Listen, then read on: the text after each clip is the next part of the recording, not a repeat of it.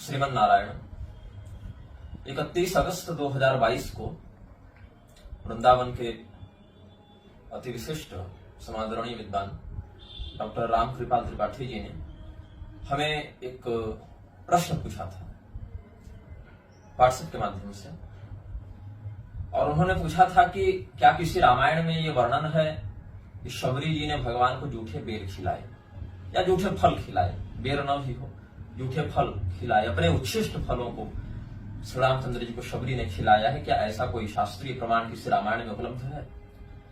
साथ ही हमारे सुहृद ऋतिक मिश्रा, उन्होंने प्रश्न किया कि शबरी जी की जाति क्या थी, वो ब्राह्मणी थी कि भीलनी थी। तो हम इस वक्तव्य में इन दोनों प्रश्नकर्ता महानुभावों के उत्तर को एक साथ ही बताएंगे। अब इसमें क्या है कि यद्यपि स्वामी करपात्री जी जैसे विद्वानों ने, आचार्य गंगाधर पाठक मैथिल जी जैसे विद्वानों ने बड़े लंबे चौड़े निबंध के माध्यम से ये सिद्ध किया है, मीमांसा परक समीक्षा की है और बताया कि शबरी जी ब्राह्मणी थी, वो भील नहीं थी, अंत्यजा नहीं थी, ब्राह्मणी थी। इन सबों के मत के विरोध में आचार्य सियाराम दास न्यायिक जी ने एक लघु लेख लिखा था, जिसमें उन्होंने स्वामी करपात्री जी और आचार्य गंगाधर पाठक मैथिल जी से असहमति व्यक्त करते हुए ये सिद्ध किया कि शबरी जी वास्तव में अंत्यजा ही थी, वो ब्राह्मणी नहीं थी, घिलनी थी। इस प्रकार से उन्होंने सिद्ध किया। यद्यपि न्यायिक जी का वो लेख बहुत व्यापकता से प्रसिद्ध नहीं हुआ, हमने बहुत पहले पढ़ा था और बहुत लंबा चौड़ा भी उन्होंने नहीं लिखा था, लेकिन कतिपय प्रमाणों से उन्होंने अपनी बात को पुष्ट किया था। अब स्वामी करपात्री जी हो चाहे आचार्य गंगाधर पाठक मैथिल जी हो, ये सबों ने वाल्मीकि रामायण के कुछ शब्दों का मीमांसा परक समीक्षण करते हुए शबरी को ब्राह्मणी सिद्ध किया है, जिसमें वाल्मीकि जी जो लिखते हैं, इत्येव मुक्ता जटिला चीर कृष्णा जिनाम्बरा अनुज्ञाता तुरामेण हुत्वात्मान हुताशने ज्वलत पावक शंकाशा स्वर्गमेव जगामह दिव्याभरण संयुक्ता दिव्य माल्यानुलेपना दिव्यांबरधरा तत्र बभूव प्रिय दर्शना विराजयन्ती तं देशं विद्युत सौदामनी यथा। और आगे भी उससे पहले जो प्रबंध इत्यादि के प्रकरण में आप देखें, तेषां गतानामद्यापि दृश्यते परिचारणी श्रमणी शबरी नाम काकुस्थ चिरजीविनी। और एकदम प्रारंभ से ही देखें तो श्रवणांग धर्म निपुणाम अभिगच्छेति राघव। तो श्रवणा इत्यादि जो शब्द हैं शबरी जी के लिए आए हुए, कृष्ण जिनाम्बरा इत्यादि शब्दों से या तपस्विनी तापसी इत्यादि शब्दों से इन महानुभावों ने यह सिद्ध करने का प्रयास किया है कि शबरी जी ब्राह्मणी थी, क्योंकि उस काल में शूद्रों का तपस्या करना निषिद्ध था। शूद्र वर्ण के लोग कठोर तपस्या नहीं करते थे। तपस्या का अर्थ यहां पर है कि जो दैहिक मानसिक वाचिक तपस्या है, जिसका वर्णन श्रीमद् भगवद गीता के 17वें अध्याय में है। वांग्मयं तप उच्यते, शारीरं तप उच्यते।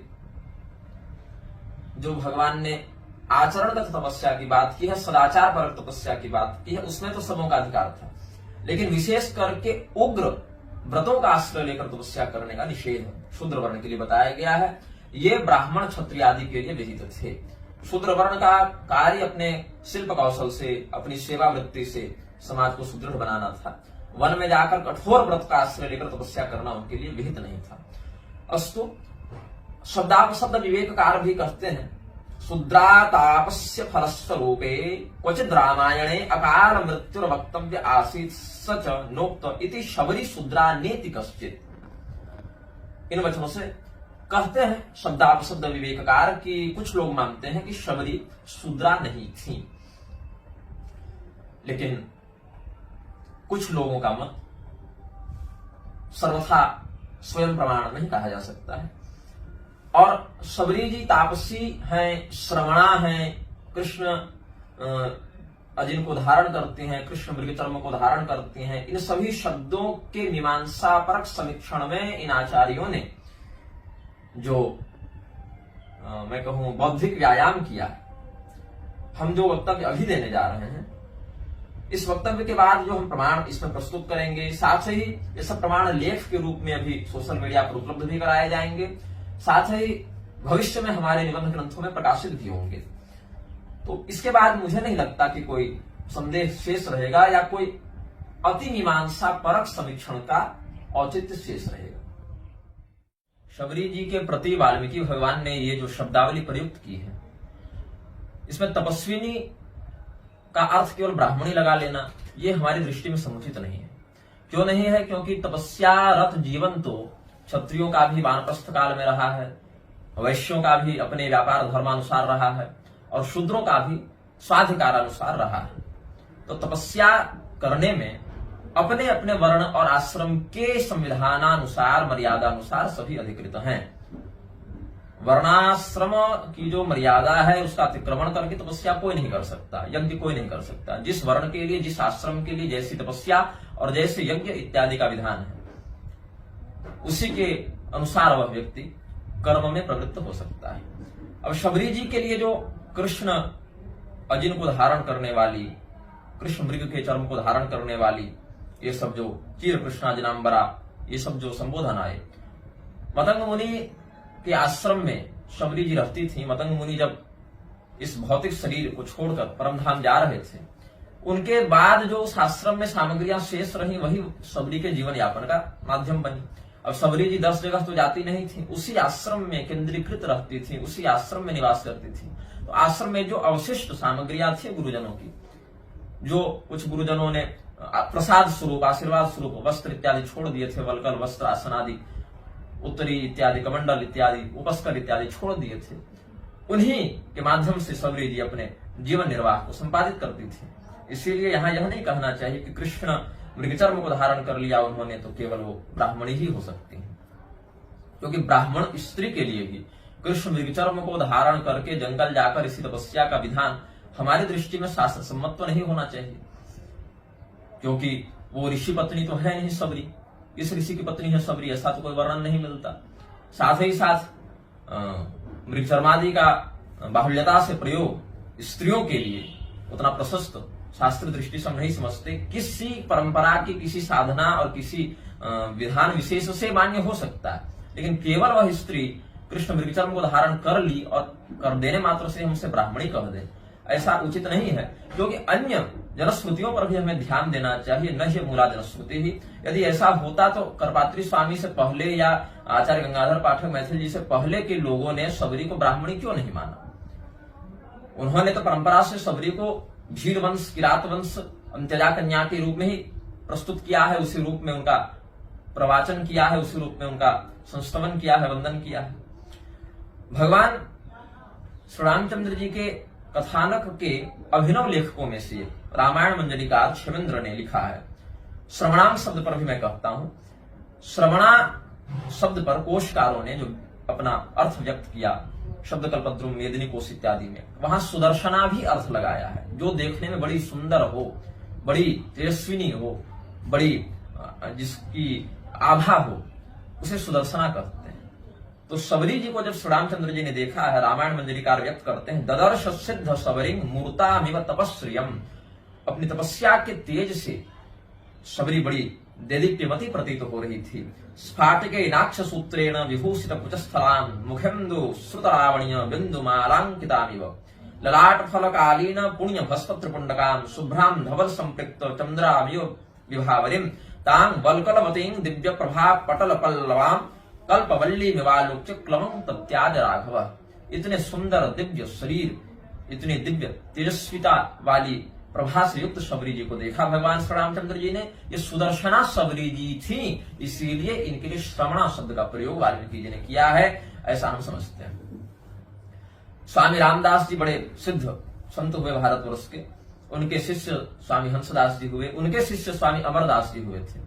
अमरदास जी भाव व्यक्त करते हैं, मुकुंदो गोविंदो जनक तनया लालित पद पदं प्राप्ता यस्याधम कुल भवा चापि शबरी, अधम कुल भवा चापि शबरी गिरातीतो गम्यो विमल धिषणैर वेद वचसा रमानाथो रामो रमतु मम चित्ते तु सततम। इस प्रकार से पूर्व के संत जनों ने भी अन्य मतांतर के आधार पर, जैसे हमने बताया रामानंद संप्रदाय के मूर्धन्य विद्वानों में से एक आचार्य श्री सियाराम दास नैयायिक जी ने शबरी को अंत्यजा ही माना है, और शास्त्रीय प्रमाणों से पुष्ट भी किया है। मीमांसा न्याय में उनकी भी अच्छी गति है। और इधर से हमने स्वामी अमरदास जी का भी रामचंद्राष्टकम जो उन्होंने लिखा है उसके द्वितीय पद से हमने, द्वितीय श्लोक से हमने यह उदाहरण दिया। पदं प्राप्ता यस्याधम कुल भवा चापि शबरी।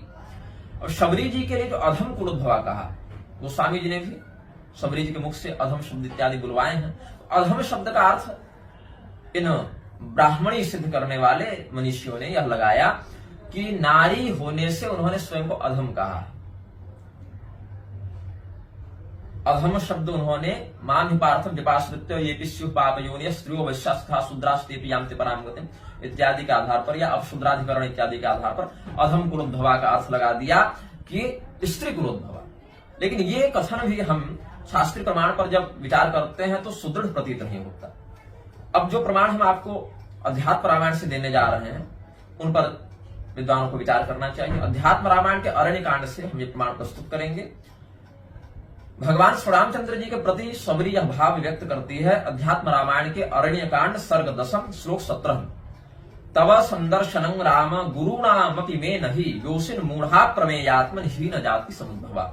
शबरी जी स्वयं कहती है आपका यह सुंदर दर्शन हमारे गुरुजनों को भी सुलभ नहीं हुआ। हे श्री रामचंद्र जी, हम स्त्री हैं, मूढ़ हैं, आप तो अप्रमेयात्मा हैं, आपका कोई विस्तार निश्चित नहीं बता सकता कितना है। मैं हीन जाति में उत्पन्न हुई हूं, फिर भी आपने हमें दर्शन दिया। तो श्री रामचंद्र जी ने उत्तर दिया है आगे 20वें 21वें श्लोक में, इसी सर्ग में देखें। पुंस्पे स्त्रीत्वे विशेषो वा जाति नाम श्रमादयः न कारणं मद भजने भक्तिरेव हि कारणम्। यज्ञ दान तपोभिर्वा वेदाध्ययन कर्मभि नैव द्रष्टुमहं शक्यो मद भक्ति विमुखैः सदा। कोई पुरुष है कि स्त्री है, किस जाति में, किस नाम में, किस आश्रम में उसकी पहचान सिद्ध होती है, इन सब बातों से हमें मतलब नहीं। हमारे भजन में ये सब कारण नहीं होते। स्त्री होना, पुरुष होना, जाति विशेष का, नाम विशेष का, आश्रम विशेष का होना हमारे भजन में कारण नहीं, भक्ति ही इसमें कारण है। यज्ञ दान तपस्या वेदाध्ययन इत्यादि सत्कर्म कर्म भी ले व्यक्ति, लेकिन उसमें भक्ति न हो तो ये यज्ञ दान सत्कर्म आदि भी उसे हम तक नहीं पहुंचा सकते, हमारा दर्शन उसे प्राप्त नहीं हो सकता जब तक उसमें भक्ति नहीं होगी। भक्ति से विमुख व्यक्ति सभी वेदों को पढ़ ले, यज्ञों को कर ले, दान को भी कर ले तो मुझे प्राप्त नहीं कर सकता, मेरा दर्शन नहीं कर सकता। और जब शबरी जी का मोक्ष हो गया तो स्वयं महादेव जी जो अध्यात्म रामायण के प्रधान वक्ता हैं, उन्होंने इसी सर्ग के 42वें 43वें श्लोक में कहा। अन्य ऋषि महर्षियों ने भी बड़ा आश्चर्य व्यक्त किया और कहते हैं किं दुर्लभं जगन्नाथे श्री रामे भक्त वत्सले प्रसन्ने धम जन्मापि शबरी मुक्ति मापसा। श्री रामे भक्त वत्सले प्रसन्ने किं दुर्लभम अधम जन्मापि शबरी मुक्ति आप। अधम जन्म लेकर भी, अधम कुल में जन्म लेकर भी शबरी ने मुक्ति को प्राप्त कर लिया। तो जगन्नाथ भगवान श्री रामचंद्र जी जो भक्तवत्सल हैं, उनके प्रसन्न होने पर क्या दुर्लभ हो जाता। और जब शबरी जैसी अधम कुलोद्भवा का भी भगवान उद्धार कर सकते हैं भक्ति के बाहुल्य से, भक्ति के प्रताप से, तो जो वास्तव में श्रेष्ठ आचरण करने वाले श्री राम चिंतक ब्राह्मण हैं, उनकी मुक्ति में क्या संदेह हो सकता है। किंग पुनर्ब्राह्मणा मुख्या पुण्या श्री रामचिंतका मुक्तिं यान्ति तद भक्तिर मुक्तिरेव न संशय। अब इन सभी प्रमाणों को हमने जो प्रस्तुत किया अभी तक, ऐसा नहीं है कि स्वामी कर्पात्री जी या आचार्य गंगाधर पाठक मैथिल जी ने रामायण मंजरी नहीं पढ़ी है, या शब्दापशब्द विवेक नहीं पढ़ा है, अथवा वाल्मीकि रामायण नहीं पढ़ा, या अध्यात्म रामायण नहीं पढ़ा, ऐसा तो है नहीं। लेकिन अधम जन्मापि हीन कुलोद्भवा इत्यादि शब्दों का अर्थ मीमांसा परक समीक्षण से इन लोगों ने जो लगाया वो हम समझते हैं कि स्त्रीत्व के ऊपर इन्होंने अधम शब्द को रूढ़ कर दिया, और इसीलिए अधम जन्मा, अधम कुलोद्भवा, हीन कुलोद्भवा इत्यादि शब्दों से इन्होंने स्त्रीत्व की विवक्षा सिद्ध कर दी। अब कल रात्रि को हम लगभग 12 साढ़े 12 बजे स्वाध्याय कर रहे थे, अपने कक्ष में विश्राम करते हुए कुछ पढ़ रहे थे, तो हमें एक बड़ा ही दिव्य ग्रंथ जो मेरे पास पहले से भी है, भगवत इच्छा से हमें समुपलब्ध है, ये शास्त्रों की गुरुजनों की महती कृपा है, 36,000 श्लोकों में निबद्ध भुसुंडी आदि रामायण, ये ब्रह्मदेव ने भुसुंडी जी को सुनाया है। ये बड़ा विस्तृत ग्रंथ है, इसमें 4 खंड हैं, पूर्व खंड, दक्षिण खंड, पश्चिम खंड और उत्तर खंड। और इसमें श्री रामचंद्र जी से संबंधित बड़ी दुर्लभ, बड़ी गुप्त और बड़ी रहस्यमयी कथाएं हैं। 36,000 श्लोकों का ग्रंथ है। तो भुसुंडी रामायण के दक्षिण खंड में हमें जो प्रमाण मिले लगभग रात्रि को 1-1:30 बजे तक हम वो प्रमाण खोजते रहे और आज दिन भर हमने उन प्रमाणों का संग्रह किया है। कालांतर में उस पर हम लेख भी लिखेंगे। वर्तमान में वो सब प्रमाण हमने अपने पास एकत्र कर लिए हैं। उन्हीं के आधार पर हम डॉक्टर श्री राम कृपाल त्रिपाठी जी और हृतिक मिश्र जी के प्रश्न का उत्तर देंगे। जिस उत्तर को सुनकर, जिस प्रमाण के बाद कोई संदेह शेष रहेगा, ऐसा हमें नहीं लगता। अब मानने को तो स्वामी करपात्री जी ने, स्वामी निश्चलानंद सरस्वती जी ने, स्वामी राघवाचार्य जी ने क्षत्रिय शुद्धोधन पुत्र गौतम बुद्ध को भी भगवान का अवतार नहीं मानना है। लेकिन हमने अपने पूर्व वक्तव्य में, लेखों में अग्नि पुराण, पद्म पुराण, सपादलक्षी महाभारत, नेत्रतंत्र, विष्णु धर्म पुराण और वादिराज तीर्थ महास्वामी जी के ग्रंथों से प्रमाण देकर सिद्ध किया। स्पष्ट प्रमाण, कोई अलग से जोड़ घटाव करके इसका अर्थ ये लगा वैसे करके नहीं, बिल्कुल स्पष्ट, जो कि कोई सामान्य संस्कृतज्ञ भी देखकर बता दे कि इसका क्या अर्थ है। ऐसे प्रमाणों से 7-8 प्रमाण देकर हमने शास्त्रीय वचनों से सिद्ध किया कि क्षत्रिय पुत्र गौतम बुद्ध भी, शुद्धोधन पुत्र भी भगवान विष्णु के अवतार उतने ही मान्य हैं जितने अजन पुत्र काश्यप ब्राह्मण बुद्ध मान्य है। लेकिन अब नहीं मानना है तो उसमें कुछ किया नहीं जा सकता है। लेकिन हमने जो शास्त्र प्रमाण पढ़े उसके आधार पर हमने अपना मत रखा। हमने अग्नि पुराण से, पद्म पुराण से, महाभारत से, विष्णु धर्म पुराण से, नेत्रतंत्र से, वादिराज तीर्थ जी, मध्वाचार्य जी के संप्रदाय के जो हुए उनके पूर्वाचार्य आदि के ग्रंथों से हमने अपने जो क्षत्रिय पुत्र शुद्धोधन पुत्र जो गौतम बुद्ध हैं उनके भगवत अवतार होने की बात को सिद्ध किया है। अब इसी प्रकार से हम भुसुंडी रामायण के भी प्रमाणों पर आते हैं। अब नहीं मानना है किसी को तो उसमें कोई नहीं कर सकता है, लेकिन इतने स्पष्ट ठोस प्रमाण को देखने के बाद भी अगर कोई मीमांसक, कोई नैयायिक, कोई आचार्यगण यदि ये हट कर बैठे कि नहीं हमें मानना ही नहीं है, हमें श्रवणाकार से सुदर्शना न लेकर सन्यासिनी लेना है, हमें शबरी को ब्राह्मणी ही मानना है, इसमें स्वयं भगवान श्री रामचंद्र जी के वचन, स्वयं ब्रह्मदेव के वचन, स्वयं अगस्त मुनि के वचन भी अगर निष्फल हो जाए तो भैया आप ज्यादा विद्वान होंगे, हम उतने विद्वान नहीं हैं। अतएव हम भगवान श्री रामचंद्र जी के वचनों पर, भगवान ब्रह्मदेव के वचनों पर, भगवान अगस्त के वचनों पर विश्वास करते हुए आगे आपको शास्त्रीय प्रमाणों से आलोकित करने का उपक्रम करते हैं। यद्यपि ये बहुत विस्तृत विषय है और हमने भुसुंडी रामायण के लगभग 90-100 श्लोकों तक, 90-95-100 श्लोकों का, प्रधान श्लोकों का पूरा संग्रह कर लिया है, जिससे स्थाली पुलाकन न्याय से आप सिंहावलोकन करके जान सकते हैं प्रसंग क्या है। भुसुंडी आदि रामायण के दक्षिण खंड के अध्याय 165 श्लोक 9 से 14 तक से हम प्रारंभ करेंगे। उससे पहले आपको भगवान श्री रामचंद्र जी के इसी अध्याय के 4-5 श्लोक को बता देते हैं। भगवान स्वयं कहते हैं, लक्ष्मण जी के साथ भगवान आगे बढ़ रहे हैं, कबंध इत्यादि का प्रसंग बीत चुका है। अब शबरी जी के आश्रम की ओर भगवान बढ़ते हैं और कहते हैं, अद्वेदमद्भुतमिमं भिल्लानां वनमुत्तमं क्षेम मध्यासितास्वो वै सुखजन्तौ वनेचरान् वनेस्मिन् मम भक्तैका विद्यते भिल्ल सुंदरी यस्याः प्रेम्णा वशीभूतो मुनीन् विगणयाम्यहम्। लक्ष्मण, अब हम जिस वन में जा रहे हैं, वन के जिस भाग में हम प्रवेश कर रहे हैं, वो भीलों से घिरा हुआ है। भिल्लानां वनमुत्तमम्, इसमें एक बड़ी ही सुंदर स्त्री है, भिल्ल सुंदरी हैं, वो भिल्ल कुल में उत्पन्न एक सुंदरी हैं, जो हमसे बड़ा प्रेम करती हैं, बड़ी भक्ति भाव से हमारा आराधन करती हैं और वो हमसे इतना प्रेम करती हैं कि हम प्रेम के ही कारण उनके वशीभूत हो गए और हम ऋषि महर्षियों को भी उतना नहीं मानते जितना हम शबरी जी को मानते हैं। आगे फिर 9वें से 14वें श्लोक तक देखें। ये सभी प्रसंग लगातार चलते हैं, लेकिन जो प्रधान श्लोक है मैं वही बता रहा हूं। तो 9वें से 14वें श्लोक को आप देखें।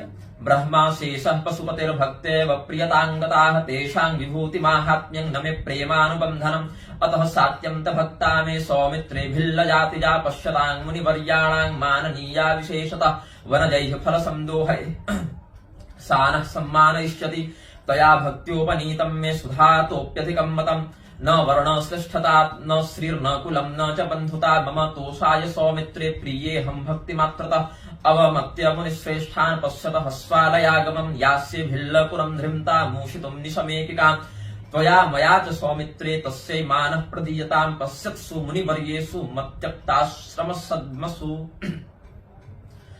अब क्या कहते हैं, ब्रह्मा, शेषनाग, भगवान शिव, इनसे हम इतना प्रेम क्यों करते हैं लक्ष्मण?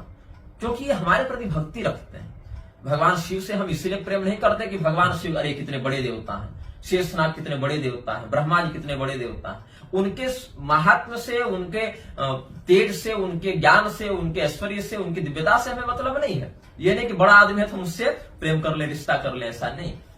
प्रेम के कारण, भक्ति के कारण हम उनके भाव में बंध जाते हैं। शेषनाग, ब्रह्मा जी, शिव जी से हम इतना प्रेम क्यों करते हैं? भक्ति के कारण। और ये जो हमारी भिल्ल जाति में उत्पन्न जो भक्त है, अतः सात्यम भक्ता में सौमित्र भिल्ल जाति जा। देखना, जब तुम इसे देखोगे तो यह जान जाओगे कि बड़े बड़े ऋषि महर्षियों के द्वारा भी ये सम्मान प्राप्त करने के योग्य है। जब हम वहां जाएंगे तो वन में जो फल इसे प्राप्त होंगे उससे वह हमारा सम्मान करेगी, और भक्ति के द्वारा लाए गए उन फलों को जब हम भक्षण करेंगे तो अवश्य तुम्हें लगेगा कि अमृत से भी बढ़कर हमें कुछ प्राप्त हो गया है। हमें संतुष्ट करने के लिए कोई श्रेष्ठ जाति में, वर्ण में उत्पन्न होना आवश्यक नहीं, कोई बहुत पैसे वाला, धन संपत्ति, ऐश्वर्य वाला होना आवश्यक नहीं, बहुत कुलीन होना या बड़े परिवार वाला होना आवश्यक नहीं। हे सुमित्रानंदन लक्ष्मण, हमें संतुष्ट करने के लिए केवल भक्ति का होना आवश्यक है। इसीलिए ये जितने मुनियों के आश्रम हैं इनमें हम नहीं जाएंगे। इनकी अवमानना करके, अवमानना का तात्पर्य यहाँ अवमत्य, उपेक्षा करके, इधर ध्यान न देते हुए, देखो हम इस भिल्ल पुरंधरी, इस भिलनी के घर में जाएंगे और एक रात वहां ठहरेंगे भी, हम एक रात वहां प्रवास भी करेंगे। भूसुंडी रामायण की परंपरा में भगवान एक रात रुके हैं। सबरी जी का उद्धार एक दिन के बाद हुआ है। और सौमित्र, हे लक्ष्मण, सुमित्रानंद लक्ष्मण, सबरी हमारा सम्मान करेंगे वो तो ठीक है, हमारे द्वारा और तुम्हारे द्वारा भी, त्वया मया च सौमित्रे तस्यै मानः प्रदीयताम्, हमें भी उसका सम्मान करना चाहिए। देखो ये जितने ऋषि महर्षि हैं ना, पश्यत्सु मुनिवर्येषु मत्त्यक्ताश्रम सद्मसु। मति, यहाँ मत्त्यक्ताश्रम सद्मसु का अर्थ हम समझते हैं मति अक्त आश्रम सद्मसु, ऐसे अन्वय करना पड़ेगा। जिनकी मति अपने आश्रम में, घर में, परिवार में आसक्त है, ऐसे मुनिवरों के द्वारा देखे जाते हुए स्थिति में, मतलब सबों को साक्षी रखकर हम इसका सम्मान करेंगे ताकि भक्ति का महात्म्य संसार में सिद्ध हो। अब भगवान ने ऐसा कहा, और जब भगवान सबरी जी के आश्रम में पहुंचे तो दोपहर हो चुकी है, बड़ी धूप है, बड़े प्रचंड रश्मियों से भगवान सूर्य दोपहर में प्रदीप्त हो रहे हैं। भगवान लक्ष्मण जी का हाथ पकड़े हुए हैं। सीता जी के वियोग के कारण भगवान बड़े दुर्बल जैसे हो गए, विलाप कर करके बड़े थक गए हैं भगवान।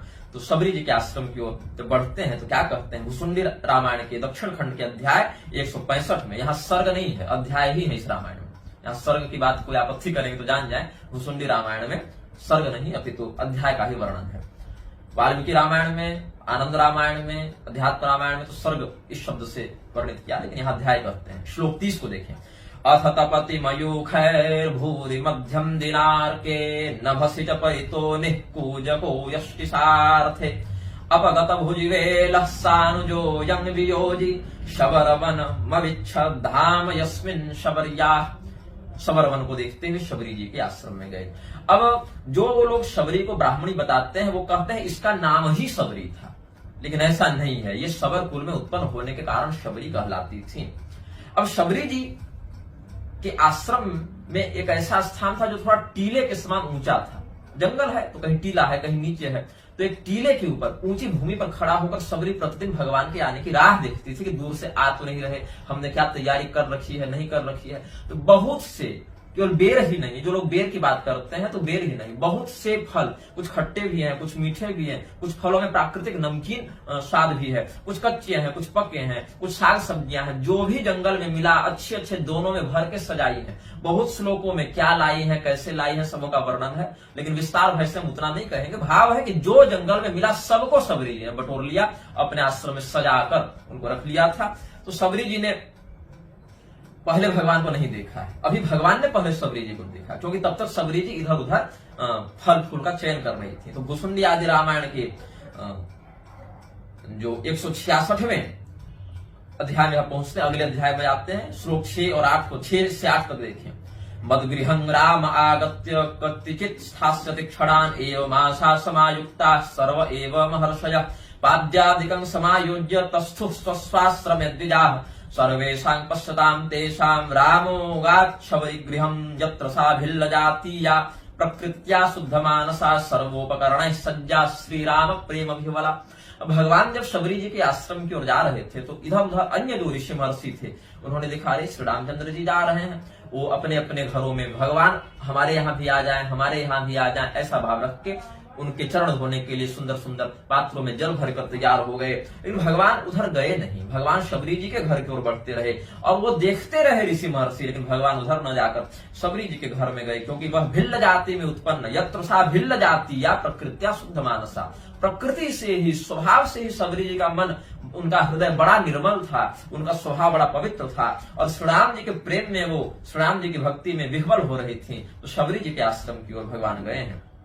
शबरी जी को दूर से देखा भगवान ने, तो लक्ष्मण जी को दिखाकर कहा, देखो लक्ष्मण, यही शबरी है जिनके विषय में हम तुमको बताते हुए आ रहे थे। शबरी जी इतने प्रेम में है, उनके शरीर के रोमे खड़े हो गए हैं, रोमा बलि उनकी पुलकित हो गई है, और मतलब एक क्षण के लिए भी भगवान को देख ले तो हम कितने गदगद हो जाए इस भाव से। भगवान ने देखा कि शबरी ने अपने आश्रम को ऐसा सजा दिया है मानो कोई उत्सव की तैयारी करके वो बैठी हो। तां प्रेम बंध पुलकांचित गात्र यष्टिं स्वान्वेक्षण क्षण सुखावहितांतरांच भिल्लिं ददर्श कृपया रघुसार्वभौम आरात्तदीक्षण वसाद विहितोत्सवाढ्यः। भिल्लिं ददर्श कृपया रघु सार्वभौम, ब्राह्मणी ददर्श नहीं कहा ना, भिल्लिं ददर्श, भिलनी को देखा।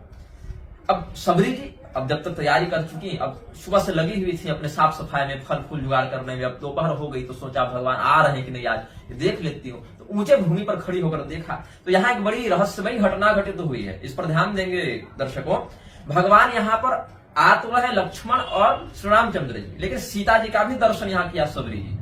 ये रहस्य है, इसका कारण क्या है आगे बताऊंगा इसी प्रसंग में। शबरी जी ने प्रश्न किया है तो बताऊंगा। आयाम तं रघुपुंगवं प्रियतमायुक्तं प्रभुं सानुजं नव्यन्दीवर सुप्रसन्न नयनं पीताम्बरं सुन्दरं अंसन्यस्तधनुर्धरं कटियुग प्रोद्भासितूणी युगं खड्गाढ्यं जटया पिशंगमः संभिल्ली ददर्शोच्चकै रामस्तस्याश्चक्षुषी पूरयाण सान्द्रानन्दर्शनेन प्रभूतैः पादन्यासैः पावयन् भूततीर्थैर्विश्वाराध्य प्राविशद्भावदर्शी। भगवान को कैसा स्वरूप यहाँ पर शबरी जी देख रही हैं। सीता जी के साथ प्रियतमा युक्तम प्रभु सानुजम, लक्ष्मण और सीता से युक्त होकर भगवान आ रहे हैं। बड़ा सुंदर नए यौवन से प्रस्फुटित हैं, सुंदर पीताम्बर भगवान धारण की। अभी भगवान वल्कल वस्त्र को धारण करके आ रहे हैं, लेकिन शबरी जी को पीताम्बर में दिखे हैं भगवान। ध्यान दीजिएगा, शबरी जी जिस रूप में भगवान को देखना चाहती थी पहले वो रूप दिखाया है, क्योंकि मतंग मुनि थोड़े बताए थे कि भगवान इस रूप में आएंगे तुम्हारे पास। तो शबरी जी ने सोचा भगवान दशरथ पुत्र हैं, सीता जी के साथ आएंगे, लक्ष्मण जी के साथ आएंगे, ऐसे दिखते होंगे। तो शबरी जी जैसा ध्यान करती थी भगवान की, जिस रूप की प्रतीक्षा करती थी, पहले एक क्षण भगवान ने वो स्वरूप दिखा दिया और भगवान फिर धीरे धीरे अपने वास्तविक जटा मुकुट वाले रूप में आने लगे। जटा पिशंग महसम, भगवान का जो स्वरूप है वो पिंगल जटा से युक्त शोभायमान है। तो भिल्ली ददर्शोच्चकैः, वो भिल्ली ने, शबरी ने ऊंचे स्थान पर बैठकर देखा और भगवान उनके नेत्रों को आनंदित करते हुए, उनके नेत्रों को साफल्य प्रदान करते हुए, पादम न्यासैः पावयन् भूरि तीर्थैर् विश्वाराध्य प्राविशद्भावदर्शी, जिनके चरण कमलों में समस्त तीर्थ वास करते हैं, ऐसे सुंदर चरण कमलों को शबरी जी के घर में भगवान ने पधार दिया, क्योंकि भगवान भावदर्शी हैं, हृदय के भाव का प्राधान्य रखते हैं व्यवहार में। अब शबरी जी ने भगवान का बड़े प्रेम से अभिनंदन किया, बड़ी स्तुति की है, वो सब तो जान ही रहे हैं क्या क्या स्तुति की है शबरी जी। और भगवान के आतिथ्य के लिए दोना भर भर के सारे फल फूल शबरी जी ने रख दिए। अब भगवान को कहा प्रभु भोग लगाइए, तो भगवान उन फलों को खाने लगे। उसमें अपनी अपने ऋतु के अनुसार, अपनी अपनी रुचि के अनुसार कुछ फल खट्टे थे, कुछ मीठे थे, कुछ नमकीन थे, कुछ पूरे पक गए थे, कुछ अभी कच्चे थे। तो जो फल उनको मिला वो ले आई थी शबरी जी। परीक्षा परिभक्ष, इन वचनों का भी अर्थ स्वामी करपात्री जी ने जो लगाया है कि परीक्षण करके शबरी लाई थी, परिभक्ष जो खाकर लाई, तो अर्थ ये लगाया कि वृक्ष के एक फल को तोड़कर चख लिया कि इसके फल अभी तैयार हुए हैं कि नहीं, फिर जो जो फल पके दिखे उनको तोड़ लिया। आधा स्वयं खाकर आधा भगवान को दे, ऐसा नहीं है। लेकिन आगे के प्रमाणों पर हम चर्चा करें तो प्रसंग और स्पष्ट होता है, आपको सब पता चल जाएगा क्या कहते हैं। अब भगवान पृथक पृथक द्रोणगतानि तानि, अध्याय 167 के श्लोक 14 और 14, 15, 16 को देखें। पृथक पृथक द्रोणगतानि तानि स्वादूनि रुच्यानि रसावहानि आमानि पक्वानि मनोहराणि सा तत्पुरस्ताच्च कृपे फलानि तानि स्वयं सबभुजे परमात्मा सनातन यज्ञ भुग यज्ञ पुरुषो महोदार सहानुज सश्लाघे प्रतिकवलं रघु प्रवीरो भुञ्जानुमृत रसभांजि सत्फलानि प्रेमाक्तान्यधिक रसावहानि तानि भक्ताया स्वदितुमसौ परम प्रवीण। ब्रह्मा जी कहते हैं, हे काकभुसुंडे, अलग अलग दोनों में सजाकर उस सबरी ने जब भगवान के सामने मधुर सुंदर स्वादिष्ट रुचिकर रसयुक्त फलों को रख दिया तो स्वयं वो परमात्मा सनातन जो यज्ञ भोगी हैं, यज्ञ नारायण हैं, वो आज यहाँ पर भोग लगा रहे हैं। और प्रत्येक कौर में जैसे जैसे भगवान फलों को खा रहे हैं, प्रत्येक कौर की प्रशंसा कर रहे हैं भगवान। और संपूर्ण रसों के तत्व को जानने वाले भगवान हैं। रसो वैसा वे स्वयं रसमय हैं, इसीलिए प्रेम की अधिकता से वो रस और भी अधिक प्रगाढ़ हो गया था। तो भगवान अपने भक्ता सबरी जी के प्रेम से और भी सुमधुर हो चुके फलों का आस्वादन करके प्रशंसा करने लगे। तो सबरी जी ने देखा कि इसमें कुछ फल कच्चे भी होंगे, तो कहीं कच्चा ये फल तो नहीं, ऐसा चख के रख दिया, अरे ये कच्चा तो नहीं रह गया, ऐसे करके चख के रख दिया। तो सबरी जी ने अब श्लोक 20 से 23 तक देखें इसी अध्याय के, भुसुंडी रामायण के दक्षिण खंड के अध्याय 167 के श्लोक 20 से 23 तक देखें। फलानि कानिचित् तत्र प्रभवे मुग्धयानया परीक्षार्थं समास्वाद्य मिष्टानि जगृहेत मां तान्ये स हृदि जानानः प्रेमाक्तानि स्वभावतः बुभुजेभ्यधिक प्रीतिरास्वादन विचक्षण सस्वदेचितराम राम श्लाघमानो मुहुर्मुहुः शबरी वदनोच्छिष्टां यतिस्वादूनि हर्षितः शबरी वदनोच्छिष्टैः प्रेमपूतैः फलैरसौ आत्मानं तर्पयामास सर्वाभ्यधिक सारवित्। सभी प्रकार के सार को, सभी प्रकार के रस को सबसे बढ़िया कौन जानते हैं? परमात्मा जानते हैं, क्योंकि वो स्वयं रसमय हैं। इसलिए जब सबरी जी ने देखा कि शायद कुछ फल कच्चे तो नहीं रह गए, तो परीक्षा परिभक्ष्य च का अर्थ ये नहीं है कि वो एक फल को देख तोड़कर चखी और बाकी शुद्ध फलों को ले ली। वहां परीक्षण करने लगी। परीक्षार्थं समास्वाद्य मिष्टानि जगृहे तमाम, और भगवान सबरी जी के हृदय के प्रेम को जानते थे, इसीलिए सस्वदेचितराम राम श्लाघमानो मुहुर्मुहुः शबरी वदनोच्छिष्टां यतिस्वादूनि हर्षित। बहुत प्रसन्न होकर भगवान सबरी जी के मुख से जो जूठा करके फल रखा गया था उसको खाने लग गए। प्रेमपूतैः फलैरसो शबरी वदनोच्छिष्टैः प्रेमपूतैः फलैरसो। और अपने आप को भगवान ने एकदम तृप्त कर दिया, ब्रह्म तृप्ति हो गई उस दिन। अब ब्रह्मा जी ने तो बता दिया, अगले अध्याय की ओर बढ़ते हैं। अध्याय 168 में श्लोक पहले से 7वें तक देखें। शुरू में जब सबरी जी देखिए, अचानक से सबरी जी को होश हुआ कि ये हम क्या कर रहे हैं। अब प्रेम इतना अधिक हो गया, अधिक क्रोध में, अधिक प्रेम में व्यक्ति उतना सोच विचार नहीं कर पाता। तो सबरी जी बहुत प्रेम में ऐसे फलों को चख के रखती जाती, भगवान उसी फल को खाते रहते। अचानक से सबरी जी को ये होश हुआ कि हम क्या कर रहे हैं, तो लज्जित हो गई। ब्रह्मा जी कहते हैं भुसुंडी जी को, ब्रह्मोवाच ललज्जेतितरां सातु तत्त्वज्ञानवति क्षणात् स्वच्छिष्टानि फलान्यस्य समर्प्य जगदीशितु पूर्वं तु प्रेमरभसा दविचारितमाचरत् उत्पन्न तत्त्वधिक पश्चाच्छुशोच शबरी हृदि अहो मया कृतमिदं किं तु साक्षात् जगत्पतौ यदुच्छिष्ट फलान्यस्मै समर्पितवती कुधिः क्वायं महाराज मौक्तिरत्न मरीचिभिः नीराजिताङ्घ्रि कमलो रामस्त्रिभुवनेश्वरः वाहं जात्याधमा मूढ़ा स्त्रीधर्मेण विदूषिता अनुग्रहोस्यैव परो नीताहं येन पात्रताम् अपराधमहं चक्रे स्वच्छिष्ट विनिवेदनात् प्रेमवत्तमतिः किं चिन्न विचारितवत्यपि इति तामनुशोचन्तिं राम आत्माखिलात्मनाम् उवाच तत्पर प्रेम वशीभूतोऽखिलार्थतः। ब्रह्मा जी क्या बता रहे हैं? सबरी जी को अचानक से जब तत्व ज्ञान हुआ, उसी क्षण उनको लज्जा हो गई और बोली, अरे हम ये क्या अपराध कर बैठे, स्वयं जगदीश्वर को हम अपना जूठा खिलाने लगे। अत्यंत प्रेम के बाहुल्य के कारण हम विचार शून्य हो गए, विवेकहीन हो गए थे, इसीलिए हमने भगवान को अपना जूठा खिला दिया। ऐसा सोचकर सबरी जी के मन में संताप होने लगा, वे पछताने लग गए, ये मुझसे क्या हो गया। अहो मया कृतमिदं किं तु साक्षात् जगत्पतौ यदुच्छिष्ट फलान्यस्मै समर्पितवती कुधिः। अरे हमारी बुद्धि कहाँ मारी गई कि हमने साक्षात जगदीश्वर भगवान को अपना जूठा खिला दिया। अरे ये महाराजों के महाराज हैं, त्रिलोकाधिपति भगवान त्रिभुवन नायक हैं, इनके चरण कमलों की आरती तो बड़े बड़े रत्न मोती से सजी थाल के द्वारा होती है। आज तो हमसे बहुत बड़ा अपराध हो गया। कहाँ हम अधम जाति में उत्पन्न मूर्ख स्त्री हैं और कहाँ ये स्वयं भगवान हैं। लेकिन भगवान फिर भी रोक टोक नहीं किए, प्रेम से खाए और हमें अनुग्रह की दृष्टि से देखा। ये तो इनकी कृपा है। अनुग्रहोस्यैव परो नीताहं येन पात्रताम्। हमारे अंदर कोई पात्रता नहीं, भगवान की कृपा है कि उन्होंने हमारे साथ ऐसा उदार व्यवहार किया। अब भगवान को उच्छिष्ट देने से हम अपराधी हो गए हैं, इनके अपराधिनी हम हो गए हैं। ऐसा मन ही मन बड़ा शोक करने लगी, बड़ी चिंता करने लगी शबरी जी। तो भगवान तो अंतर्यामी है, शबरी जी के हृदय के भाव को जान गए और उनके प्रेम के वशीभूत होकर कहने लगे। अब भगवान क्या कहते हैं सुनिए। भगवान भी शबरी जी को ब्राह्मणी नहीं कहे, भीलनी ही कहे हैं। भगवान के वचनों पर गौर करेंगे।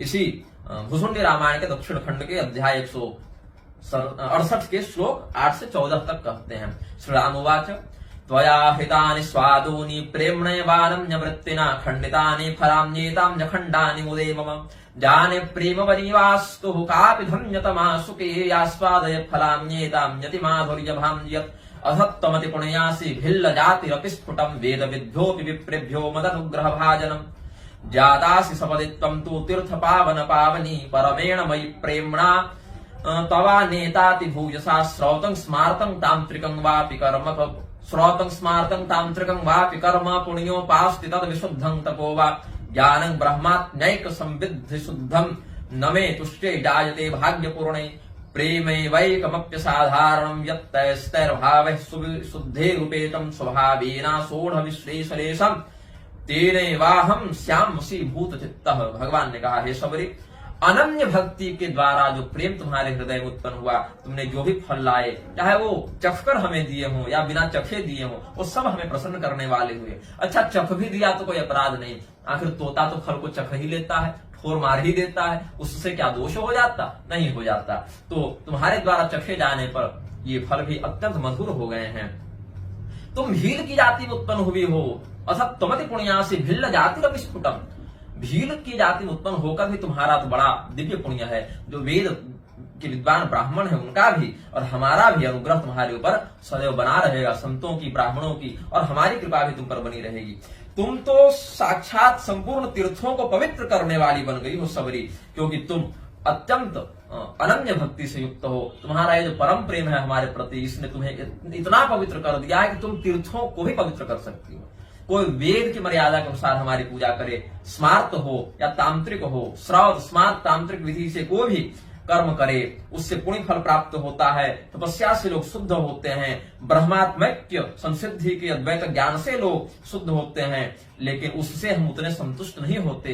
हे महासौभाग्यवती शबरी, जो असाधारण प्रेम है, अनन्य प्रेम है, अब जब विचारणी भक्ति है, उससे जो भाव संशुद्धि प्राप्त हो जाती है, उसी प्रेम के कारण हम अपने भक्त के वशीभूत हो जाते हैं। ये भगवान ने कहा। आगे फिर भगवती शबरी बड़े हर्ष से भगवान को देखती हैं कि हमारे मन में जो अपराध बोध हो गया था, आपने उसका समाधान कर दिया। इत्युच्चैः प्रेम मधुरम ब्रुवाणो रघुनंदनः भुक्तिं समापयामास सानुजः शबरी गृहे शबरी समुपानीतैः पानीयैः स्वादुशीतलैः पीयूष विमलैः शुद्धैः स आत्मानमतर्पयत् शबरी करपदमस्थ पात्रधारा विनिर्गतैः मुखमक्षालयद्रामः सानुजो मलवारिभिः ताम्बूलमर्पयामास किराती क्रमुकान्वितम्। यहाँ किराती शब्द आया, ब्राह्मणी नहीं आया, ब्राह्मणी क्रमुकान्वितम् नहीं, किराती क्रमुकान्वितम्। मुखरंजन कृच्चूर्ण संयुतम् तत्र सानुजे। भुसुंडी रामायण के दक्षिण खंड के अध्याय 168 के श्लोक 15 से 18 तक देखें। शबरी जी को इस प्रकार से आश्वासन देकर भगवान ने अपने प्रसाद को पूर्ण किया और शबरी जी के ही द्वारा लाए गए जल से उन्होंने अपना हाथ मुंह धोया। शबरी जी ने जो भगवान को हाथ मुंह धुलाया, जल पिलाया, फिर तांबूल दिया मुख शुद्धि के लिए। तांबूल में किराती क्रमुकान्वितम, सुपारी इत्यादि से युक्त तांबूल को, उसमें मुख को सुवासित करने वाला चूर्ण इत्यादि दिया हुआ था। जो भी जंगल में औषधि वनस्पति, सुपारी के वृक्ष भी जंगल में होते हैं, पान का उन्होंने लता भी लगा रखी होगी, पान की लता, तो कोई दिक्कत नहीं है इसमें। तो भगवान को, लक्ष्मण जी को भी तांबूल इत्यादि प्रदान किया मुख शुद्धि के निमित्त। अब भगवान श्री रामचंद्र जी से शबरी कहती हैं कि आपको हम सीता जी के साथ से ध्यान करते थे, आप अकेले आ गए, एक क्षण के लिए लगा कि आप युगल सरकार हैं, लेकिन यहाँ पर दोनों आए हैं। और मैंने ऐसा कौन सा पाप किया था प्रभु कि आपको इस प्रकार से स्त्री विरह वाले स्वरूप में हम देख रहे हैं? स्वस्थ चित्त आप नहीं है, सीता जी के वियोग में आप व्यथित चित्त हैं। तो हमें कब ऐसा दर्शन लाभ होगा कि हम आप तीनों को देखें? तो भगवान ने कहा कि ठीक है, अभी तुम अपनी तपस्या को इस जन्म में तो पूर्ण कर चुकी हो, हमारा धाम भी तुम्हें मिलेगा ही, लेकिन अगर तुम वास्तव में फिर हमारा दर्शन करना चाहती हो सीता जी के साथ, तो ऐसा करना, अगले कल्प में तुम फिर कुछ समय के लिए शरीर धारण करके आ जाना और उस समय हम तुम्हें सीता जी के साथ ही दर्शन दे देंगे, ऐसा कहके। अन्यथा शबरी तुम्हारे जन्म का पुनः कोई औचित्य नहीं है। तुम इतनी भक्तिमती हो, इतनी ब्रह्मनिष्ठा तुम्हारी दृढ़ है कि तुम सीधे हमारे परम धाम को प्राप्त हो जाओगे और प्राप्त कर चुकी हो। लेकिन शबरी, अगर तुम्हें सीता, रामचंद्र, लक्ष्मण जी सबका दर्शन एक साथ करने की इच्छा है, अगले कल्प में फिर आ जाना, हम उस समय तुम्हें ये दर्शन दे देंगे, ऐसा भगवान ने कहा। अब इसके बाद भगवान आगे बढ़ गए शबरी जी के आश्रम से उस दिन रुककर, और भगवान ने जब प्रस्थान किया वहां से, बाकी ब्राह्मणों को बड़ी जलन हुई, बाकी ऋषि महर्षियों को बड़ा खेद हुआ, बड़ी ईर्ष्या हुई। नारायण। बाकी ऋषि महर्षि आपस में भगवान की निंदा करने लगे, भगवान की बुद्धि भ्रष्ट हो गई। अब हम अपने मुंह से नहीं कह रहे, प्रमाण बता रहा हूं। ये कोई कह मत देना कि भगवान की बुद्धि भ्रष्ट हो गई, ऐसा कैसे कह रहे हैं, नहीं, प्रमाण है उसमें। भुसुंडी रामायण के दक्षिण खंड के अध्याय 169 के श्लोक पहले से तीसरे तक देखें। ब्रह्मा जी कहते हैं, हे काकुसुंडी, गते तु रघुशार्दूले सानुजे शबरी गृहात् मुनयो ब्राह्मणा चेत्थ मुचुस्तद वनवास्तवः। उस वन में रहने वाले अन्य मुनिजन, ब्राह्मण जन ये कहने लगे, अहो बुद्धि विपर्यासु, ये बुद्धि का कैसा उल्टा फेरबदल देखने को मिला आज, कैसी बुद्धि बिगड़ गई। महतामपि दृश्यते, बड़े बड़े लोगों की बुद्धि भी भ्रष्ट हो जाती है। प्रायोखिल क्षोभकृतः कालस्यैव विपर्ययात्, समय अगर बदल जाए ना तो विद्वान व्यक्ति भी अशुद्ध आचरण वाला, मूर्ख आचरण वाला हो जाता है। कैसे भाई? शबर्या गृहमागच्छे न यदि स्वसम्मतः शिष्टैः रामो रघुकुलोद्भवः शबर्या गृहमागच्छे दनादृत्य मुनीनपि। हम मुनियों का निरादर करके, हम मुनियों की आश्रम की ओर देखे भी नहीं, भगवान आए भी नहीं, और सबरी के यहाँ चले गए। सबरी के यहाँ तो कोई आता जाता नहीं, सभ्य व्यक्ति, शिष्ट व्यक्ति सबरी जैसी नीच जाति के यहाँ आना जाना नहीं करते, और भगवान रघुकुल जैसे श्रेष्ठ कुल में उत्पन्न होकर इधर आ गए, मतलब उनकी बुद्धि ही बिगड़ गई होगी। 9वें-10वें श्लोक को भी आगे देखें। सातिमंदा दुराचारा धमा जात्या च कर्मणा चकार कथमातिथ्यम रामे शिष्टौघ सम्मते। भगवान राम तो बड़े शिष्टाचार वाले हैं, अच्छे सदाचारी जन उनकी सेवा करते हैं। ये मंदबुद्धि, दुराचारिणी, अधम जाति और कर्म वाली सबरी भगवान का आतिथ्य कैसे कर ली? इससे समझ में आता है, जिसका जल भी व्यक्ति न पिए, जिसका छुआ पानी नहीं चलता है, उसके घर में जाकर भगवान भोजन कर लिए। अहो अग्राह्यम जलमप्यस्याः का कथा नस्य बाणवा। अरे ब्राह्मणों, सबरी के तो हाथ का हम पानी न पिए, भगवान उसका अन्न खा लिए, फल भक्षण कर लिए। अहो बुद्धि विपर्यासो राघवस्य मतदृश। भगवान की ऐसी बुद्धि भ्रष्ट होगी, हमने नहीं सोचा था। तो ऐसा जब वो लोग कह रहे थे, तो देखते देखते उनके हवन कुंड में जो अग्नि प्रदीप्त थी, जिसमें वो अग्निहोत्र करते थे, सभी अग्नियां शांत हो गई, अग्नि बुझ गई। उनके आश्रम में जो फूल लगे थे सब मुरझा गए। वो जिस सरोवर में, जिस नदी में स्नान करते थे, उसमें जल के स्थान पर खून और पीप बहने लगा, और सबों के जो ब्रह्म तेज के कारण प्रभा व्याप्त थी, एकदम तेजस्वी ऋषि महर्षि थे, सभी लोगों का प्रकाश समाप्त हो गया, उनकी तेजस्विता लगा कि सूर्य को ग्रहण लग गया। अब इनको बड़ा डर लगा कि अरे हमारे साथ ऐसा चांडालत्व का दोष कैसे लगने लगा। इधर उधर बहुत उपाय सोचे, कैसे हो गया, तो कोई उपाय न दिखा। तो अगस्त मुनि वहां पर समाधान देते, अगस्त मुनि की शरण में ये लोग गए। अगस्त मुनि ने कहा कि अच्छा, किसी ने कोई अपराध किया क्या ऐसा जिसके कारण ये दोष लग गया, बताओ तो सही सही बताओ, क्या किया तुम लोगों ने। तो ऋषियों ने कहा, महाराज और तो कोई अपराध नहीं है, अभी हम लोग बोल ही रहे थे और बोलते बोलते ऐसा हो गया। बोले क्या बोल रहे थे? तो ऋषियों ने सच सच सब बता दिया। इसी में आगे 170वें अध्याय के श्लोक 2 से 6 तक देखें। वह सत्यस्मिन् वने काचित् किराती भाग्य संभृता अतिथि समभुज्यस्या रामो रघुकुलोद्भवः श्रोत्रियान् ब्राह्मण श्रेष्ठान् सार्घस्तान् कृतस्पृहान् पश्यतो स्मारणादृत्य जयो तस्यानिकेतने शिष्ट एव कथं कुर्यात् तेनास्माभिरमर्षतः किराती सदनं गच्छन् विगीतो रघुपुंगवः अधमा कर्मणा जात्या मांस गृध्नुः किरातजा कथं सा योग्यतां प्राप्ता रामस्याति सिदानतः इति निन्दावचोऽस्माभिस्तथ्यं त्यक्तस्य भाषितं नापराध्यं तदास्माभिरन्यथात्मपराधिनः। ऋषियों ने कहा कि हे महर्षि अगस्त्य, इसी वन में कुछ दूर एक किरातिनी, एक भीलनी रहती है, उसका तो बड़ा भाग्य चमक गया महाराज। आज हम लोग हाथ में अर्घ पाद्य जल सुंदर फूल सब लिए खड़े रहे भगवान के स्वागत के लिए, भगवान हमारे यहाँ आए नहीं, उसके यहाँ अतिथि बनकर भगवान चले गए। ये तो सज्जनों का लक्षण नहीं, ये तो सदाचारी पुरुष का लक्षण नहीं। तो हमने भगवान की निंदा की, राम जी की निंदा की कि वो भिल्ली के यहाँ कैसे चले गए। वो तो मांस खाने वाले किरातों के कुल में उत्पन्न हुई है, वो बहेलियों में आधा भिल्ली के कुल में, भील के कुल में उत्पन्न हुई है, जाति और कर्म से बड़ी अधम है, उसको इतनी योग्यता कैसे प्राप्त होगी कि राम जी का आतिथ्य सत्कार कर सके। तो हमने ये निंदा तो की है, लेकिन हमने कोई झूठ थोड़ी बोला, हमने तो सत्य ही बोला है, इसीलिए हम इसे अपराध नहीं समझते ये, क्योंकि हमने तो कोई झूठ नहीं बोला, कोई बढ़ा चढ़ा कर तो बात नहीं कही। अगस्त मुनि ने आगे देखिए 7वें से 9वें श्लोक में, श्रुत्वा कुंभोद्भवस्तेषां वचनम तदकैतवम्, ऋषियों के निष्कपट वाणी को, ऋषियों ने कोई झूठ नहीं बोला, जो जैसी घटना घटित हुई सब सत्य सत्य बता दिया। तो ऐसे अकैतव निष्कपट वचनों को सुनकर भगवान कुंभोद्भव अगस्त मुनि ने कहा, सर्वदर्शी मुनि श्रेष्ठ इदमाह द्विजोत्तमान। अगस्त जी सर्वदर्शी थे, सब जानने वाले ब्रह्मनिष्ठ थे। उन्होंने कहा, अरे यही तो गड़बड़ हो गई तुमसे, हम तो अरे बड़ा खेद है, द्विजवरा सम्यक अपराधो बभूवः, यही तो बहुत बढ़िया वाला अपराध हो गया तुमसे। किराती राम भक्ता सा विगानम कथम अर्हति, वो राम जी की भक्त है भीलनी, जो किरातिनी है, वो उसकी निंदा कैसे कर दी तुम लोगों ने। एक समय को मान लो कि भगवान की तुमने निंदा कर दी, भगवान क्षमा कर देंगे, लेकिन अपने भक्त का अपराध, अपने भक्त के प्रति की गई निंदा और तिरस्कार की वृत्ति को भगवान सहन नहीं करते। राम जी को गाली देते तो राम जी क्षमा कर दे सकते थे, उनके भक्त की निंदा करोगे तो भगवान नहीं छोड़ेंगे। सोढ़व्यमेव रामेण विगानं स्वस्य कर्हिचित्, न तु रामः स्वभक्ताया विगानं सोढ़ुमर्हति। तो भगवान के सब पीछे पीछे दौड़े, कह रहे बहुत दूर नहीं गए होंगे भगवान, अब ये तो कुछ देर पहले इधर से गुजरे हैं। तो भगवान के पीछे पीछे सारे ऋषि महर्षि दौड़े, भगवान को प्रणाम करके बोला उन्होंने, महाराज बड़ा अपराध हो गया, हमने ऐसा ऐसा कह दिया, अब हमारे इस अपराध के कारण हमारे अग्निहोत्र की अग्नि बुझ गई, हमारे फूल सब मर गए, हमारे तुलसी जी का बिरवा सूख गया, हमारी नदियों में खून और पीप बहने लगा, हमारा ब्रह्मतेज नष्ट होने लगा है, आप हमें क्षमा कर दें। तो आगे 171वें अध्याय के श्लोक 19 से 24 तक देखें, भगवान क्या कहते हैं, भगवान स्वयं कहे। यहां भी भगवान ने सबरी जी को भीलनी ही कहा है, सुनिएगा। मद विगानं मया विप्रा सोढ़मेव न संशयः, तस्यास्तु मम भक्ताया विगानं सर्वनाशनम्, सैव क्षमापनीयावो गत्वा तस्यानिकेतनं, भिल्लजातिरिति जम्बः शङ्कनीया न सोत्तमा, साधन्या भूरिभागा च महायोगा तपस्विनी, नमस्या सर्वदेवानां कथाम्येषां तु कानृणाम्। जो लोग तपस्विनी शब्द से भिलनी को ब्राह्मणी बताने लगे थे, यहां देख लीजिए, भिल्ल जाति रीति जम्ब शंकनिया न सोत्तमा, साधन्या भूरिभागा च महायोगा तपस्विनी। भगवान ने एक ही साथ भिलनी और तपस्विनी दोनों कर दिया। नित्यं नमस्या सर्वदेवानां कथाम्येषां तु कानृणाम्, नित्यं वसेस्म्यहं तस्या मत्प्रेमा वहितात्मनः, कृपयिष्यति वो विप्रा नियतम सा कृपावती, तस्याः पाद रजस्पर्शाद, जो दीपक जी उसने याद दिलाया वही श्लोक मिल गया।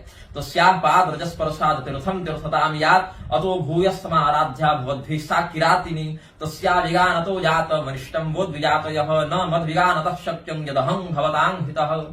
ऐसा नहीं है कि आपने हमारा अपराध किया ब्राह्मणों, आगे और ब्राह्मणों की बड़ी प्रशंसा भी की भगवान ने कि ब्राह्मण तो हमारे लिए देवता के समान है, हम तो ब्राह्मणों का बड़ा समादर करते हैं, ब्राह्मण तो हमारे प्राण हैं, इसीलिए हमारे प्रति आपने जो कुछ कहा हमें उसका कोई क्रोध नहीं है। अगर हमारा आपने अपराध किया होता तो हम तो ऐसे क्षमा कर दिए। न मद विगानतः शक्यम यदहं भवतां हितः, हम तो ब्राह्मणों के हितकारी हैं, हमारी निंदा करने का ये दोष आपको नहीं लगा। आपने हमारी भक्त सबरी का जो निरादर कर दिया ना, उसकी जो निंदा कर दी, उससे ये दोष हो गया है। अरे वो भील जाति में उत्पन्न भले है, लेकिन आपको कुछ शंका संदेह नहीं करनी चाहिए। आप सब हमारे पास जो क्षमा मांगने आए हैं ना, उनके पास जाकर क्षमा मांगिए। वो बहुत तपस्विनी है, बहुत बड़ी योगिनी है, सिद्ध योगिनी है, वो धन्य है, उसको तो देवी देवता प्रणाम करते हैं, फिर आप लोग अगर प्रणाम करें मनुष्य होकर, इसमें कौन सी बड़ी बात है। हमारे प्रति उसका इतना प्रेम है, इतनी भक्ति है कि हम उसके वश में हो गए हैं। वो बड़ी दयालु है सबरी, यदि आप जाकर क्षमा मांगेंगे वो क्षमा कर देगी, कृपा कर देगी। उसके चरण के रज, उसके चरण रज, उसके पैर की धूली तीर्थों को भी पवित्र कर दे, इतना विशाल उसका चरण रज महात्म युक्त है। इसीलिए आप सभी जाकर उसी किरातिनी की, भीलनी की, सबरी की शरण ग्रहण करें, तब जाकर आपका ये जो दोष है वो छूटेगा। तो भगवान के ऐसे वचनों को सुनकर अब इनको होश हुआ कि राम जी परम तत्व है, क्या है। अगस्त जी ने राम तत्व का बड़ा व्याख्यान किया है इस प्रसंग में, लेकिन विस्तार वैसे उतना नहीं बताएंगे। रामचंद्र जी कैसे परब्रह्म है और ब्रह्मज्ञानी कैसे ब्रह्म संसिद्धि को प्राप्त कर लेता है, भक्त और भगवान का क्या तत्व है, अगस्त मुनि ने बड़ा सुंदर समझाया। और उसके बाद सभी ऋषि महर्षि गए, बोले अगस्त मुनि हमारे पास इतनी हिम्मत नहीं है कि हम जाकर सबरी जी के पास अब मुंह लेकर जा सके, आप हमारे साथ चलिए, आप क्षमा मंगवा दीजिए। बोले ठीक है, हम जाकर बात करते हैं। तो सबरी जी के पास जाकर अगस्त मुनि ने कहा, मां संबोधन किया सबरी जी के लिए, मां सबरी, माता सबरी, हे देवी माता शबरी राम भक्ते कृपावती। ये है भूसुंडी रामायण दक्षिण खंड अध्याय 172 श्लोक 2 से 13 तक सुन लीजिए, और आगे भी सुना ही देता हूं, 21 से 30 तक भी सुन लीजिएगा, और उसके बाद 32 से 39 तक भी सुन लीजिएगा, एक ही बार 15, 20, 25 श्लोक सुना देते हैं आपको, एक ही बार फिर सबका अर्थ बता देंगे। हे देवी माता शबरी राम भक्ते कृपावती मनसा कृपयास्मभ्यं ब्राह्मणेभ्यः शुभेक्षणे तव भक्त्या वशीभूतो भगवान रघुपुंगवः अतस्त्वां जननी स्तोतुं गिरानोपादयामहे जग्राहत् तत्कृतातिथ्यं रामो भुवन दुर्लभः काङ्क्षतोऽस्माननादृत्य ब्राह्मणान् श्रोत्रियानपि अतस्त्वं श्रोत्रियेभ्योऽपि ब्राह्मणेभ्यो वरीयसी त्वयोद्धता निजकुले दश पूर्वे दशा परे निवसन्त्या त्वया देवी वनमेतत् सुपावनम् तीर्थभूतमभून्मातः काते स्तुतिरतः परम् अजानता जानता वा जप्ते केनापि किञ्चन अपराद्धमभून्मातस्तत्त्वं क्षन्तुमिहार्हसि पुरस्तात्तव पश्चाद् वा यत्किञ्चिदपराधजम् मातस्त्वदनुकम्पातस्तन्न आपोपगच्छतु जननि त्वं सदा पूता रामभक्तिप्रभावतः तद्दर्शनेन पूयन्ते महापातकिनो जनाः त्वया वशीकृतो रामः प्रेममात्रेण सन्ततं मुनीनां शुद्धचित्तानां यो वै दूरतरस्थितः धन्यं तव परं प्रेम धन्यं ते ज्ञानमूर्जितं धन्यं तव कुलं मातर्धन्यात्मं तत्र सम्भवा विज्ञापनमिदं मातः श्रूयतां नस्त्वयाधुना शोणितो भवः जाता अस्मदाश्रमगासरित्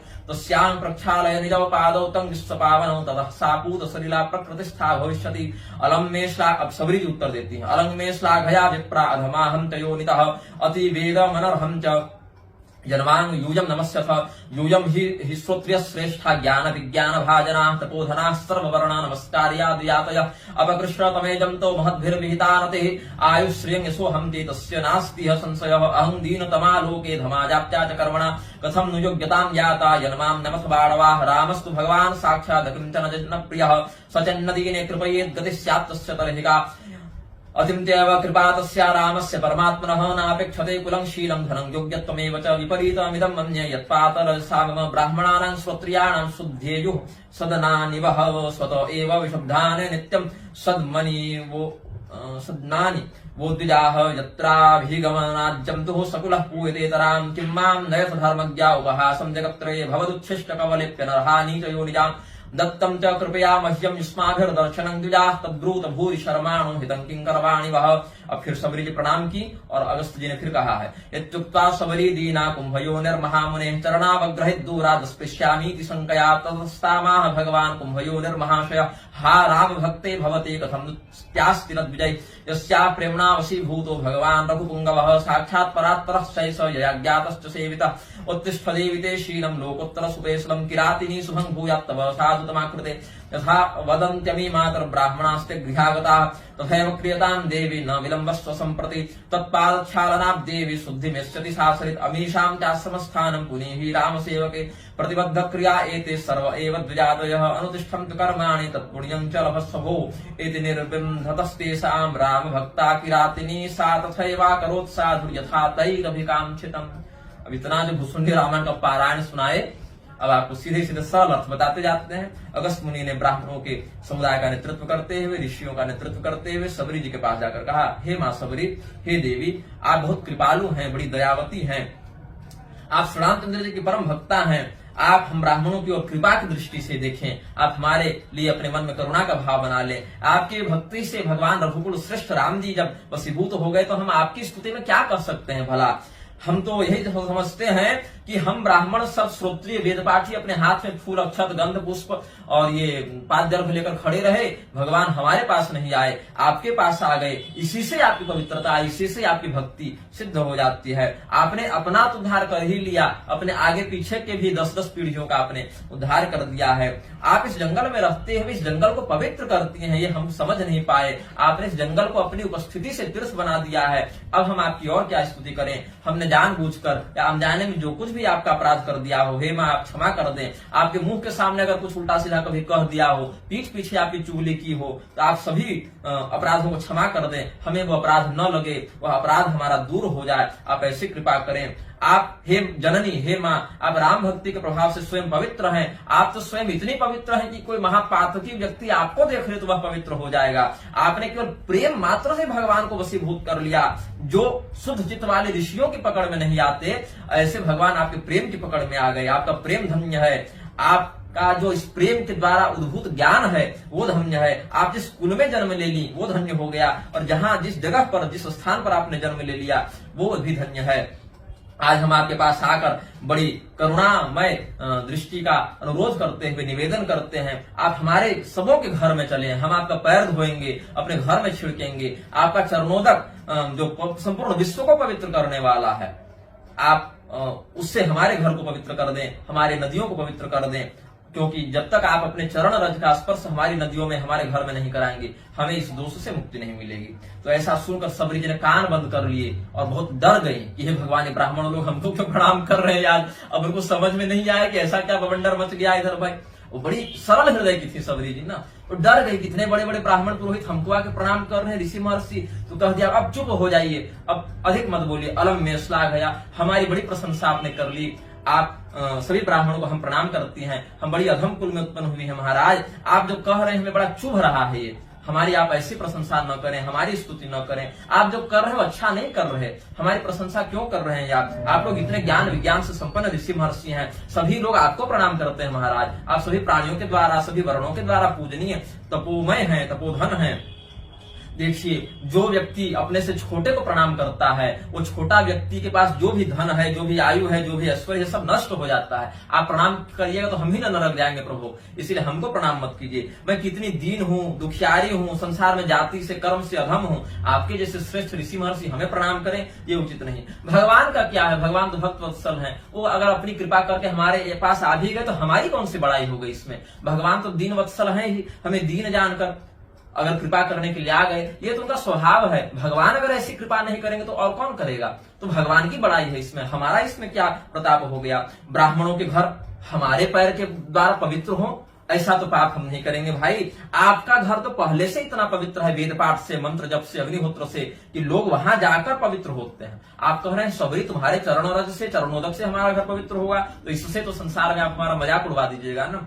आप सब इतने इतने बड़े बड़े ऋषि महर्षि धर्मज्ञ हैं, आपके घर जाकर हम अपने चरणोदक से आपके घर को पवित्र करने का दावा करें, नीच योनि में उत्पन्न होकर, तो अनर्ह बात है, अर्ह बात नहीं है, ये श्रेष्ठ बात नहीं है।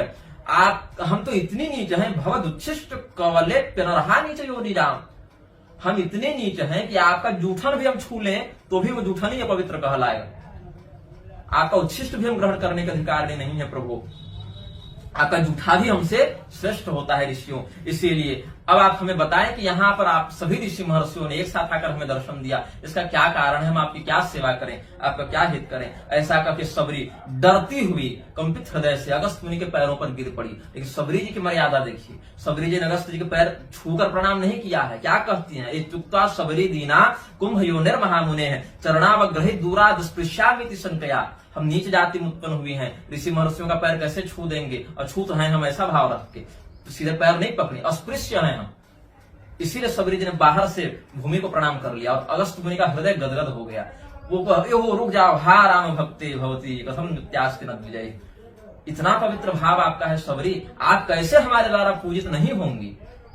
हे राम भक्ति, हा ऐसे मत कहिए कि आप अस्पृश्या हैं या चरण रज से पवित्र नहीं कर सकते। दोनों का भाव कितना पवित्र है। फिर कहा, जिसके प्रेम के वशीभूत होकर भगवान स्वयं आ गए, परात्पर पर ब्रह्म आ गए, उसका शील इस लोक का नहीं, वो लोकोत्तर गुण से आप युक्त हैं भगवती। इसीलिए हे किरातनी शबरी, आप हम सबों के घर में आए और ये सभी ब्राह्मण अपने अपने कष्ट को लेकर हे माता आपके पास आए हैं। ये जैसा कहते हैं बिना विलंब किए आप वैसा ही कर दीजिए। आपके चरणोदक से ही, पैर धोने से ही वो नदी भी पवित्र होगी, इनका आश्रम भी पवित्र होगा। इसलिए हे राम सेविका, आप हमें पवित्र करें। ये सभी आश्रमों की संशुद्धि हो जाएगी, ऋषि महर्षि फिर अपनी तपस्या में लग जाएंगे, तो तपस्या जो करेंगे उसका पुण्य आपको भी तो मिलेगा, आप पर भी तो भगवान की कृपा होगी। सबरी जी इस प्रकार से अगस्त मुनि का आदेश पालन करते हुए जाती हैं, फिर सब उनका पैर धोते हैं, सब कुछ ठीक हो जाता है। अब इस प्रकरण के अंतिम 3 श्लोकों पर हम चर्चा करते हैं। भूचुंडी रामायण दक्षिण खंड अध्याय 172 श्लोक 49, 50, 51। शास्तु यमाना मुनिभिः समन्तादगस्त्य मुख्यर्द्विज सत्तमैस्तैः विलज्यमाना मनसा किराति ततो निजाम पर्णकुटिं जगाम। माहात्म्यं राम भक्ताया सवया सुमहात्मनः य एतच्छृणुयात् नित्यं सोऽपि दुःखात् मुच्यते। जात्या निषिद्धा क्रिययापि हीना किरातवंश प्रभवापि शास्त्री। सीतापतेर्भक्ति भर प्रभावात् बभूव माम्यानितरां मुनीनाम्।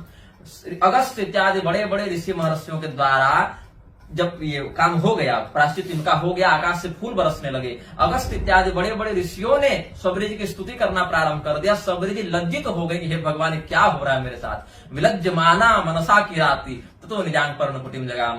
फिर शबरी जी लज्जित होते हुए, हे भगवान क्या ऋषि महर्षि हमारे साथ ऐसा प्रणाम पाती का व्यवहार कर रहे हैं, अपने कुटिया में आ गए। फिर उनका मोक्ष हो जाता है। फिर ये श्री राम भक्त शबरी का जो महात्म है, जो इसको प्रतिदिन सुनेगा, वो भी अपने दुखों से मुक्त हो जाएगा। जात्या निषिद्धा क्रियापि हीना किरात वंश प्रभवापि शास्त्री। वो जो स्त्री थी शबरी, किरात वंश में उत्पन्न हुई, जाति क्रिया इत्यादि से हीन थी, लेकिन सीतापति श्री रामचंद्र जी के प्रभाव से, भक्ति के महात्म से वो ऋषियों के लिए भी सम्माननीय हो गई थी। ये भक्ति का प्रभाव यहाँ पर वर्णित करते हैं। तो हमने इतने श्लोकों का जो प्रमाण दिया है, इससे समझना चाहिए कि शबरी जी भीर कुल में ही उत्पन्न हुई थी। श्रवणा का अर्थ सुदर्शना है, तपस्विनी का अर्थ अपने कुलोचित शिरोचित सदाचारगत तपस्या वो करती थी। और शबरी जी वास्तव में भीरकुल में उत्पन्न किरातिनी ही थी, जिन्होंने भक्ति के प्रभाव से भगवान को प्राप्त कर लिया, ऋषियों के द्वारा वंदिता हुई, साक्षात ब्रह्म विद्या स्वरूपिणी हुई। इसीलिए अत्यधिक मीमांसा का प्रयोग करके जो आचार्यगण भगवती शबरी को जबरदस्ती ब्राह्मणी सिद्ध करने का बौद्धिक व्यायाम करते हैं, इस शास्त्र प्रमाण के आधार पर हम अपनी असहमति व्यक्त करते हैं। श्रीमन नारायण।